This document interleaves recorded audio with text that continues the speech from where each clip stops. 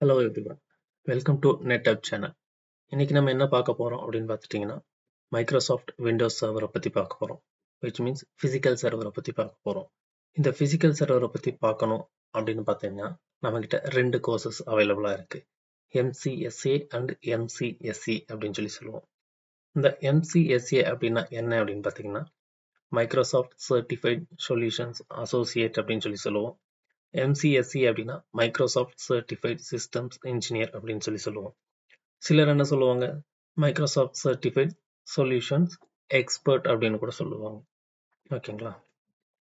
So இந்த physical சர்வரை பற்றி நம்ம இன்னைக்கு பார்க்க போகிறோம். ஃபிசிக்கல் சர்வரை பற்றி பார்க்குறோம் அப்படின்னு பார்த்தீங்கன்னா, ஃபிசிக்கல் சர்வர் நம்ம எங்கே போய் படிக்க முடியும்?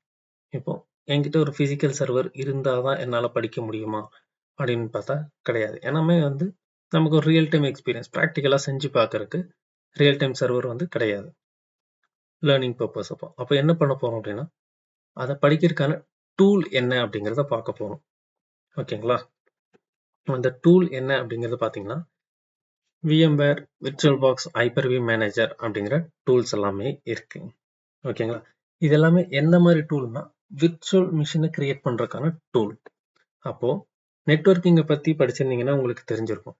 CCNA CCNP எல்லாம் நீங்கள் படிக்கணும் அப்படின்னு பார்த்தீங்கன்னா, அதுக்கு ஒரு டூல் நம்ம வச்சுருப்போம். என்ன அப்படின்னா, சிஸ்கோவே ப்ரொவைட் பண்ணுற பேக்கெட் ட்ரேசர் அப்படிங்கிறது, இன்னொன்று GNS3 அப்படிங்கிறது, இந்த மாதிரி ஒரு டூல்ஸை வச்சு நீங்கள் படிப்பீங்க. ஸ்விட்சஸ் பற்றியும் ரவுட்டர்ஸை பற்றியும் படிப்பீங்க. சர்வரை பற்றி படிக்கும்போது நம்ம என்ன பண்ணுவோம், இந்த மாதிரி விர்ச்சுவலைசேஷன் டூலை படிக்க போகிறோம். அப்போது இந்த VMware VirtualBox அப்படிங்கிறது எல்லாமே ஒரு தேர்ட் பார்ட்டியோட சாஃப்ட்வேர்.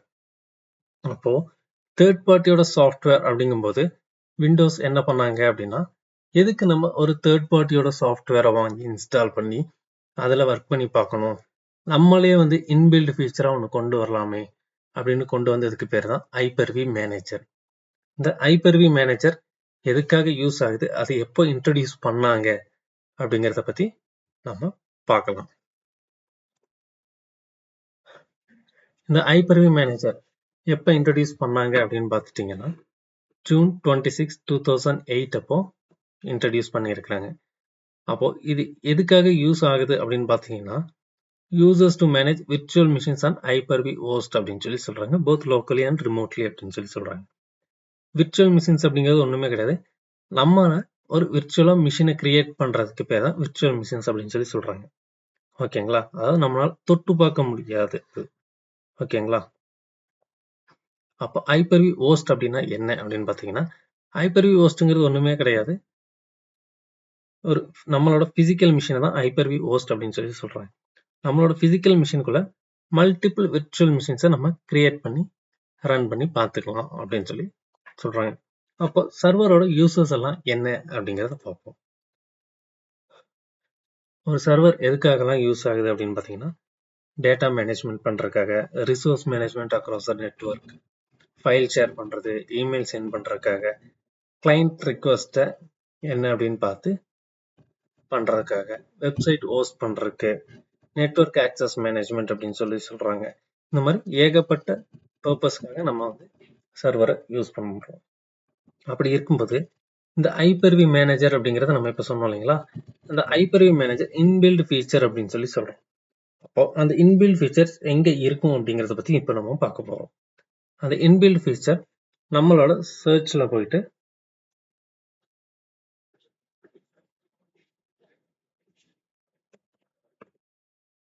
Hyper-V மேனேஜர் அப்படின்னு சொல்லி கொடுத்தீங்கன்னா வரும். இதை நான் ஃபஸ்ட்டே இன்ஸ்டால் பண்ணதுனால வருது. இல்லை இப்போ தான் நீங்கள் ஃபஸ்ட் டைமாக பண்ண போகிறீங்க அப்படின்னு பார்த்தீங்கன்னா, இது உங்களுக்கு டிஸ்பிளே ஆகாது. அப்போ என்ன பண்ணுறீங்க அப்படின்னு பார்த்தீங்கன்னா, கண்ட்ரோல் பேனலுக்குள்ளே போகிறீங்க. கண்ட்ரோல் பேனலில் ப்ரோக்ராம்ஸ் அண்ட் ஃபீச்சர்ஸ்குள்ளே போகிறீங்க.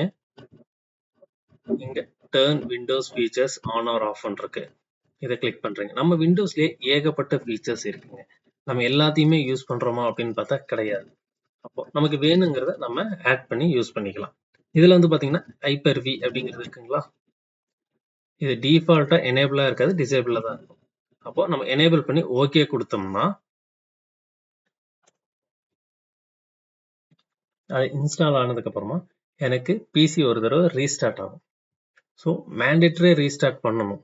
ஏன்னா ஒரு ஃபீச்சர்ஸை நம்ம எனேபிள் பண்ணாலும் சரி டிசேபிள் பண்ணாலும் சரி நம்ம அதை ரீஸ்டார்ட் பண்ணால் மட்டும்தான் அது ப்ராப்பராக ஃபங்க்ஷன் ஆகும்.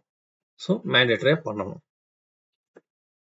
அதுக்கப்புறமா நீங்கள் ஐபர்வி மேனேஜர் அப்படின்னு சொல்லி டைப் பண்ணீங்கன்னா உங்களுக்கும் வரும். இதுதான் ஐபர்வி மேனேஜரோட கன்சோல் அப்படின்னு சொல்லி சொல்கிறோம். ஃபர்ஸ்ட் டைம் பண்ணும்போது ஐபர்வி மேனேஜர் அப்படிங்கிறது மட்டும்தான் இருக்கும்.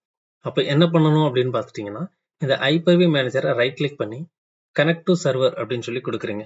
இந்த சர்வர் கொடுக்கும்போது லோக்கல் கம்ப்யூட்டர் செலக்ட் பண்ணி ஓகே கொடுத்தீங்கன்னா இங்கே உங்களோட பிசி நேம் டிஸ்பிளே ஆகும்.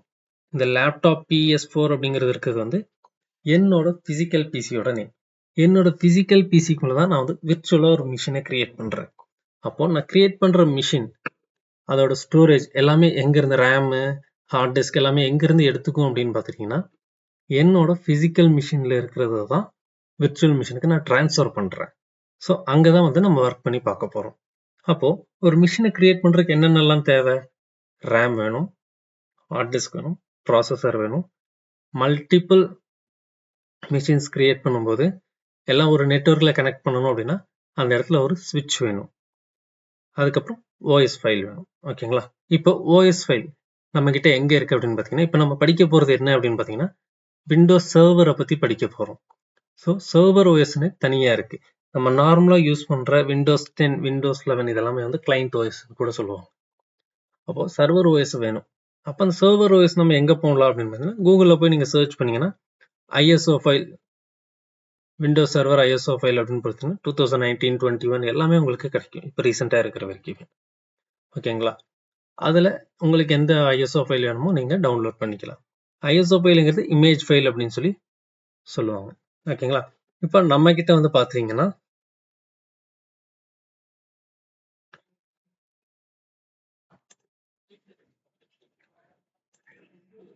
டி டிரைவில் விண்டோஸ் சர்வர் 2019ங்கிற ஒரு ஃபைல் வச்சுருக்கிறோம்.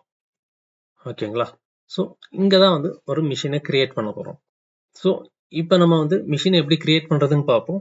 ஓஎஸ் போடும்போது எனக்கு மேண்டேட்டரியாக வந்து சிஸ்டம் ரீஸ்டார்ட் ஆகும். ஓகேங்களா? ரீஸ்டார்ட் ஆகும்போது நம்ம ரிமைனிங் வந்து நெக்ஸ்ட் வீடியோஸில் என்ன அப்படிங்கிறத பார்ப்போம். ஓகேங்களா? ஸோ நம்மளோட பிசியை ரைட் கிளிக் பண்ணுறோம். New virtual machine. இங்கேயும் நீங்கள் ஒரு மிஷினை கிரியேட் பண்ணலாம். இல்லை அப்படின்னா ஆக்ஷன்ஸ் நியூ விர்ச்சுவல் மிஷின் இங்கே கிரியேட் பண்ணலாம். இல்லைன்னா அந்த ஆக்ஷன்ஸ் இங்கேயே இருக்கு. நியூ விர்ச்சுவல் மிஷின் எங்கே வேணால் நம்ம கிரியேட் பண்ணிக்கலாம். நெக்ஸ்ட் கொடுக்குறீங்க. நம்ம கிரியேட் பண்ணுற மிஷினுக்கு ஒரு நேம் கொடுக்குறீங்க. நான் சர்வர்னே கொடுக்குறேன். டிஃபால்ட்டாக சி டிரைவில் தான் சேவ் ஆகும். எப்பவுமே சி டிரைவ்லேயே நீங்கள் சேவ் பண்ணுறது அட்வைசபிள் கிடையாது, பண்ணவும் கூடாது. இன்ஸ்டால் பண்ணுறது மட்டும்தான் சி டிரைவில் சேவ் ஆகணும். மற்றது எல்லாமே வேற ஒரு டிரைவில் சேவ் பண்ணிக்கோங்க. ஸோ ப்ரௌஸ் நான் வந்து இ டிரைவில் நான் வந்து சேவ் பண்ணுறேன். நெக்ஸ்ட் ஜென்ரேஷன் 1 டிஃபால்ட்டாக இருக்கும். அதுலேயே வந்து நம்ம செலக்ட் பண்ணிக்கலாம். இப்போ ஸ்டார்ட் அப் மெமரி அப்படிங்கிறது என்ன அப்படிங்கிறது பார்த்தீங்கன்னா இதுதான் அந்த ரேம் சைஸ். நம்ம கிரியேட் பண்ணுற பிசியோட ரேம் சைஸ். இப்போ 4096 MB அப்படிங்கிறது வந்து 1024 MB அப்படிங்கிறது 1 GB. அப்போ 4096 அப்படிங்கிறது 4 GB. ஓகேங்களா? ஸோ டிஃபால்ட்டாக இது செக் ஆகும். அன்செக் பண்ணிக்கோங்க.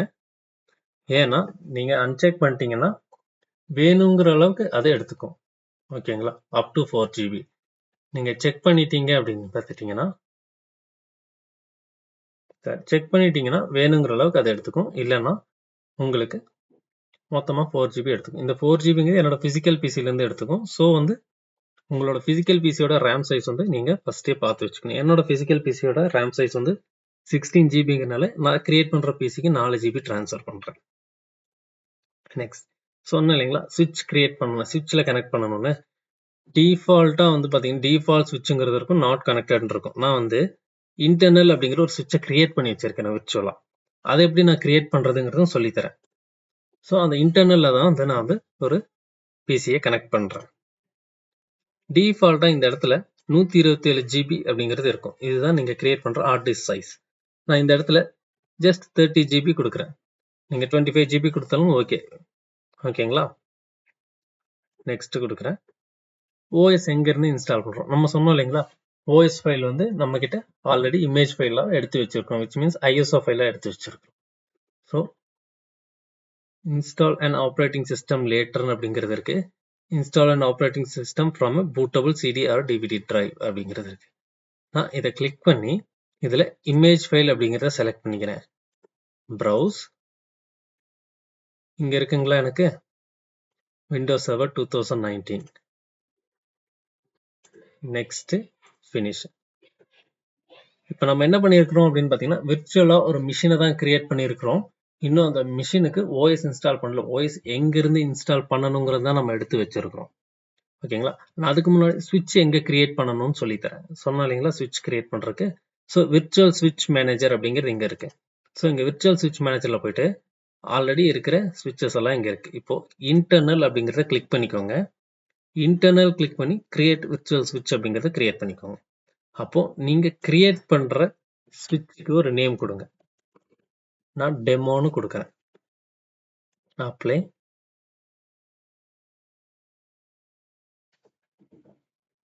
ஓகே. இப்போ நம்ம என்ன பண்ணிருக்கிறோம் டெமோங்கிற ஒரு ஸ்விட்சும் கிரியேட் பண்ணியிருக்கிறோம். அப்போ இதை ரைட் கிளிக் பண்ணி செட்டிங்ஸ்க்கு போறீங்க. இங்க ஆல்ரெடி நெட்வொர்க் அடாப்டர் அப்படிங்கிறது இருக்கா இன்டர்னல் அப்படிங்கிற ஒரு ஸ்விட்சில் நம்ம கனெக்ட் பண்ணியிருந்தோம். நமக்கு வேணும்னா டெமோல மாத்திக்கலாம். இல்லை இன்டர்னல் இருக்கிறதாலும் அப்படியே விட்டுக்கலாம். ஓகேங்களா? ஆனா நம்ம ஒரு நம்பர் ஆஃப் பிசிஸை கிரியேட் பண்றோம்னா எல்லாமே ஒரே நெட்வொர்க்ல இருக்கணும் அப்படின்னு பாத்தீங்கன்னா எல்லாமே ஒரே ஸ்விட்சில் கனெக்ட் ஆயிருக்கணும். இப்போ ரைட் கிளிக் கனெக்ட் கொடுக்குறேன். நம்ம கிரியேட் பண்ண பிசிக்கு OS இன்ஸ்டால் பண்ண போறோம். இங்க ஸ்டார்ட் கொடுக்குறேன்.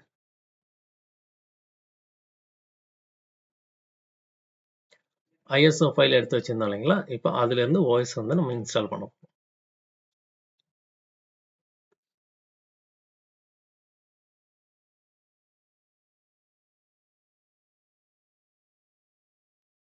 ஸோ ஃபைல் வந்து லோட் ஆயிடுச்சு. இப்போ நமக்கு இப்போ OS இன்ஸ்டால் பண்ண போறோம்.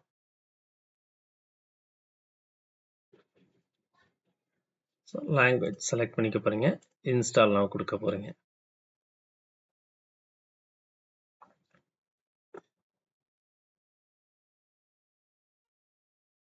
ஸோ இதில் வந்து எனக்கு 4 ஆப்ஷன் காட்டுது. Windows server 2019 standard data centre அப்படிங்கிறது 2 இருக்கு. ஸ்டாண்டர்ட்ல 2, டேட்டா சென்டர்ல 2 இருக்கு. ஸோ ஒன்று வந்து ஜென்ரலா சர்வர் 2019 ஸ்டாண்டர்ட் இருக்கு. இது வந்து டெஸ்க்டாப் எக்ஸ்பீரியன்ஸ் அப்படின்னு சொல்லியிருக்கு. அந்த டெஸ்க்டாப் எக்ஸ்பீரியன்ஸ் அப்படிங்கிறதுல தான் வந்து GUI ஃபைல் அப்படிங்கிறது இருக்கு. கிராஃபிக்கல் யூசர் இன்டர்ஃபேஸ் அப்படின்னு சொல்லி சொல்லுவோம். நம்ம பார்க்கறதுக்கு யூசர் ஃப்ரெண்ட்லியா இருக்கிறது தான் அது.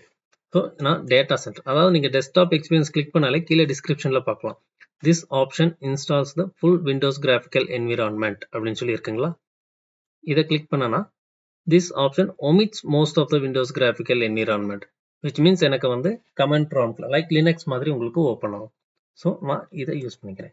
இந்த 4 என்ன அப்படின்னு பார்த்தீங்கன்னா இப்போ ஜென்ரலாக நீங்கள் விண்டோஸ் 10 விண்டோஸ் 11 அப்படிங்கிறதெல்லாம் யூஸ் பண்ணீங்கனாலே home edition pro edition enterprises edition அப்படிங்கிறதெல்லாம் வரும். ஸோ அந்த மாதிரி தான் ஸ்டாண்டர்ட் டேட்டா சென்டர் எல்லாமே. ஓகேங்களா? நான் டேட்டா சென்டர் எடுத்துக்கிட்டு நெக்ஸ்ட் கொடுக்குறேன். லைசன்ஸ் அக்ரி பண்றேன். கஸ்டம் தான் கொடுக்கணும். அப்கிரேட் அப்படிங்கிறத கொடுக்கக்கூடாது. ஸோ கஸ்டம் கொடுத்துட்டு நம்ம அலோகேட் பண்ண 30 GB ஹார்ட் டிஸ்க் இதில் இருக்கு. நெக்ஸ்ட் இப்போ OS வந்து இன்ஸ்டால் ஆகும். ஓகேங்களா? OS இன்ஸ்டால் ஆனதுக்கு அப்புறமா என்ன ஆகும் அப்படின்னு பார்த்தீங்கன்னா நம்மளோட பிசி வந்து ரீஸ்டார்ட் ஆகிட்டு வரும். ஸோ அந்த ரீஸ்டார்ட் ஆகிட்டு வரும்போது டிஃபால்ட்டாக கண்டிப்பாக நமக்கு வீடியோஸ் வந்து கட் ஆகிறதுக்கு சான்சஸ் இருக்கு.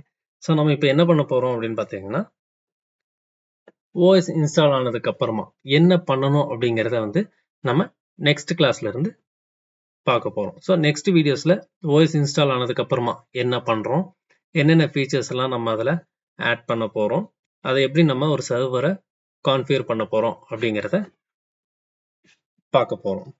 பார்த்தீங்கன்னாலே தெரியும் இந்த சர்வர் ஆன் லேப்டாப் அப்படிங்கிறது இருக்கிறது வந்து இது வந்து என்னோட விர்ச்சுவல் மிஷின். நான் கிரியேட் பண்ணி வச்சுட்டு இருக்கிற மிஷின் ஹைப்பர்வில. இது என்னோட பிசிக்கல் மிஷின். என்னோட பிசிக்கல் மிஷினுக்குள்ள இந்த மாதிரி ஒரு விர்ச்சுவல் மிஷினை கிரியேட் பண்ணிட்டு இருக்கிறேன். ஓகேங்களா? ஸோ ரிமைனிங் வந்து நம்ம நெக்ஸ்ட் வீடியோஸ்ல அந்த ஓஎஸ் இன்ஸ்டால் ஆனதுக்கு அப்புறமா என்ன பண்ண போறோம் அப்படிங்கிறத பார்க்கலாம். So thank you everyone. மறக்காம சப்ஸ்கிரைப் பண்ணிடுங்க, லைக் பண்ணுங்க, ஷேர் பண்ணுங்க. தேங்க்யூ. பாய்.